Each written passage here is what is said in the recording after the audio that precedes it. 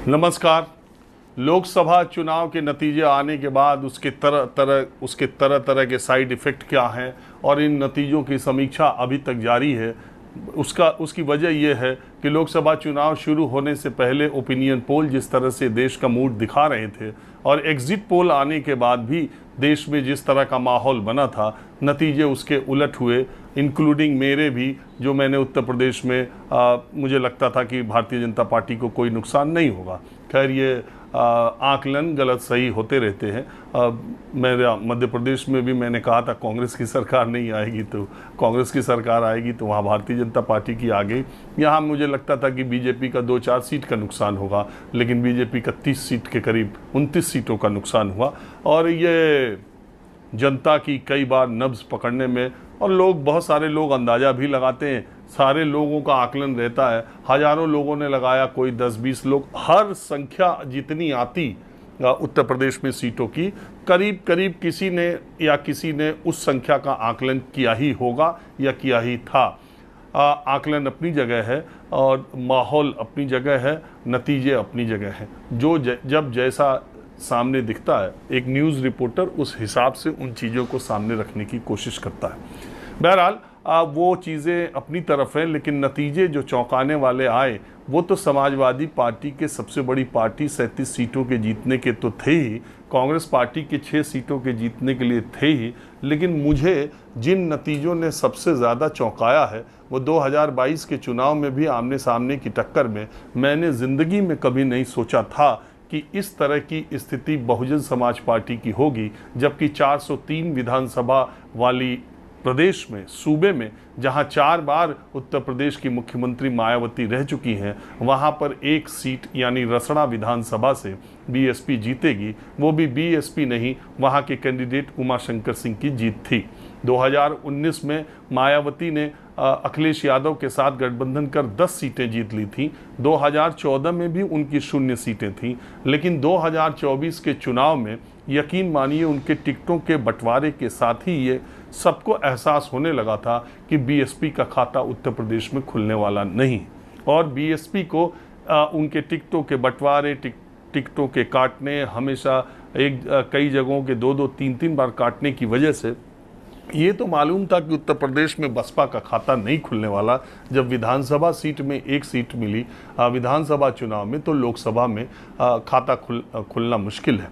लेकिन बड़ी हैरत की बात है, और मैं इसलिए हैरत की बात करता हूं कि मैंने अपनी ही ज़िंदगी में बहुजन समाज पार्टी का जन्म से लेकर उसके उत्थान और उत्कर्ष तक पहुंचने तक को मैंने देखा था, और मैं ये महसूस अंदर से तब भी करता था और अब भी करता हूं कि मान्यवर कांशी राम ने जो काम किया, खास करके दलित समाज के राजनीतिक, सामाजिक, आर्थिक उत्थान के लिए, वो बेमिसाल है, अतुलनीय है। हमने खुद देखा कि किस तरह से दलित समाज को और अदर बैकवर्ड क्लास को जोड़कर कांशी राम ने एक ऐसी मजबूत समीकरण उत्तर प्रदेश में बना दिया था जो कि लगता था कि अगले सदी तक कभी अप्रासंगिक नहीं होगा।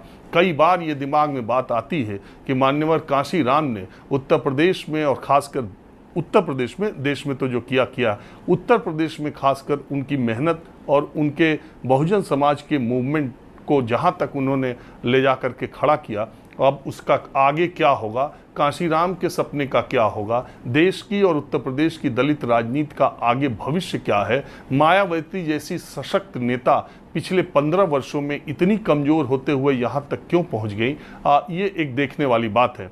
मायावती ने अपनी हार के बाद ये बात कही है कि उनको मुसलमानों को अब बहुत सोच करके टिकट देना पड़ेगा, और उन्होंने ये कहा कि एक तरह से उन्होंने अपनी हार का ठीकरा मुसलमानों के ऊपर फोड़ा है।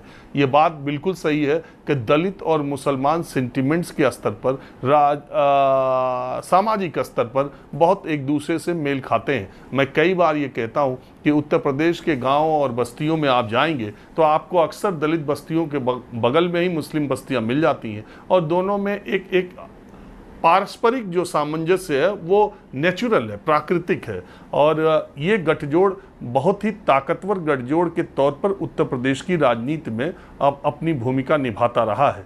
लेकिन मुसलमानों, और दूसरी इंटरेस्टिंग बात कई बार कई चुनाव में ऐसा हुआ कि जब मुल्ला मुलायम कहे जाने वाले मुलायम सिंह को मुसलमानों ने उतना समर्थन नहीं किया, कई बार जितना मायावती को किया।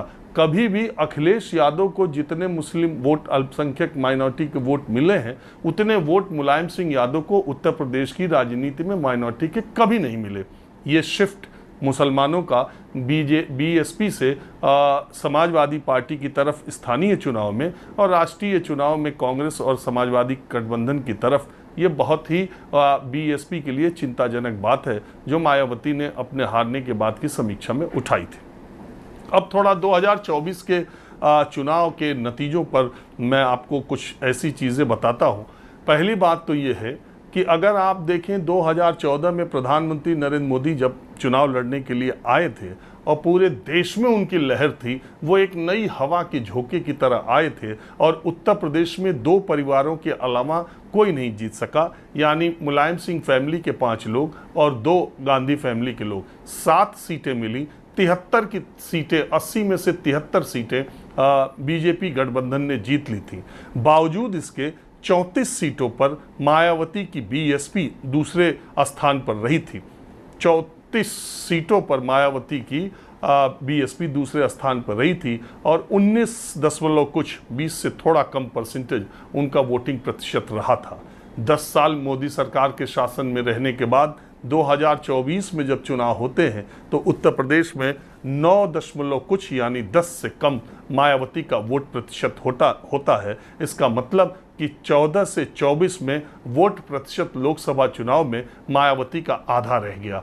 मायावती ने अपने जाटव वोटरों का धन्यवाद तो किया है, लेकिन वो जाटव दलितों में जाटव वोटर ही कमिटेड वोटर के तौर पर मायावती के साथ खड़े रहे। बाकी जो दूसरे एससीज हैं उन्होंने मायावती को इस इलेक्शन में, उनको छोड़कर ज़्यादातर क्या मुझे लगता है कि 99% 90% इंडिया गठबंधन की तरफ चले गए। तो अब मायावती की राजनीति का आगे रास्ता क्या है? और दूसरी सबसे बड़ी बात, राजस्थान चुनाव के वक्त मैंने एक वीडियो बनाया था जिसमें मैंने एक बात कही थी कि चंद्रशेखर में मुझे जो आज़ाद समाज पार्टी के नेता चंद्रशेखर है, उनमें ऐसा भविष्य मुझे दिखाई देता है जिसमें मायावती के विकल्प के तौर पर आने वाले दिनों में वो खड़ा हो सकते हैं। मुझे बहुत सारे लोगों ने उस वक्त गलत कहा था और उन्होंने कहा था कि मायावती की जगह चंद्रशेखर कभी नहीं ले सकते हैं। उन लोगों को नगीना के लोकसभा चुनाव की तरफ देखना चाहिए जो कि एससी सीट है, और एससी सीट पर बीएसपी के कैंडिडेट का क्या बुरा हाल हुआ। मुझे लगता है कि 1989 या उसके बाद से लेके आज तक नगीना सीट पर बीएसपी के कैंडिडेट को, हाथी चुनाव चिन्ह को, इतना कम वोट नहीं मिला। उसकी वजह क्या है? बीएसपी चुनाव में होने के बावजूद उत्तर प्रदेश की जो 17 सीटें एससी के लिए आरक्षित है उसमें एक भी सीट पर खाता नहीं खोल सकी। 8 सीटें भारतीय जनता पार्टी जीतने में कामयाब हुई, एक नगीना की चंद्रशेखर जीते, एक कांग्रेस पार्टी ने बाराबंकी की सीट जीती, 8-2-10 और 7 सीटें समाजवादी पार्टी ने जीती। 9 सीट, एक अगर चंद्रशेखर रावण को इंडिया गठबंधन में तो आप नहीं जोड़ सकते, लेकिन 8 इंडिया गठबंधन, 8 बीजेपी और 1 चंद्रशेखर ने जीती। ये एक गंभीर बात है कि मायावती की पार्टी जो इतनी मजबूत पार्टी है वो एससी सीटों पर भी कुछ नहीं कर पा रही है। इसकी वजह क्या है? और इसकी वजह मायावती अगर मुसलमानों को इसका दोष दे करके काशी राम के सपने को, काशी राम की बनाई जो नींव है जिस पर उन्होंने एक इमारत खड़ी की थी वो ढहने लगी है, तो क्या इसका दोष केवल मुसलमानों पर दिया जाना चाहिए? क्या जाटव वोटरों के बदौलत और सिर्फ मायावती जाटव वोटरों की नेता रह सकती है या इससे उन्हें कुछ हासिल हो सकता है? भविष्य मायावती का क्या होगा, इस पार्टी का क्या होगा, ये एक चिंता की बात है। मुझे कई बार मैंने कहा, मुझे बीएसपी पार्टी को देखकर कई बार ये लगता था कि सामाजिक न्याय आंदोलन के जरिए एक वर्ग विशेष का कितनी ताकत दी जा सकती है, काशीराम ने ये साबित करके दिखाया था। पहली बात तो ये है कि बीएसपी के संस्थापक सदस्यों और तमाम जो पिलर्स थे, मायावती ने उनको धीरे धीरे सबको काट के अलग कर दिया। दूसरी बात, मायावती की ये प्रवृत्ति कि उनके साथ बहुत दिनों तक कोई नेता, मुझे जब से याद है सतीश चंद्र मिश्रा से लंबे समय तक कोई भी उनके करीब नहीं रहा और कोई भी नंबर 2 की हैसियत में पार्टी में नहीं रहा।